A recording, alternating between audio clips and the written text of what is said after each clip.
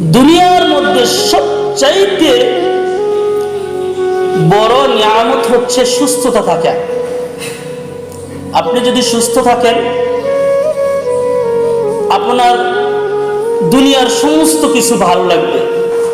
আপনি অসুস্থ হয়ে গেলে এই দুনিয়া কিছুই আপনার কাছে ভালো লাগবে না। মনে হবে যে এই দুনিয়া থেকে আমি কখন চলে যাব, এই টেনশন আপনার ভিতরে থাকবে। কেন? দুনিয়াটা এখন অসুস্থতার কারণে ভালো লাগে না।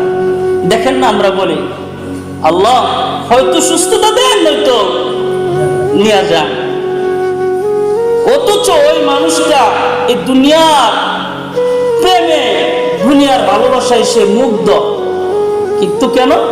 ছোট্ট বড় নিয়ামত আর ছোট নিয়ামত বলেন যে সুস্থ থাকা, এইটা যেন আল্লাহ তাআলা দেয় নাই, বিদায় বলতেছে আল্লাহ নিয়ে যান। তাহলে বড় নিয়ামত হচ্ছে সুস্থতা থাকা। একদিন মুসা আলাইহিস সালাতু ওয়াস সালাম আল্লাহ তাআলাকে জিজ্ঞেস করেন, আল্লাহ আমি যদি আল্লাহ হইতাম আর আপনি যদি মুসা হইতেন, আমার কাছে কি চাইতেন? আল্লাহ তাআলা বলেন, মুসা তুমি কখনো আল্লাহ হইতে পারবে না। মুসা বলে, তাহলে আল্লাহ তুমি মুসা হইতে পারবে না।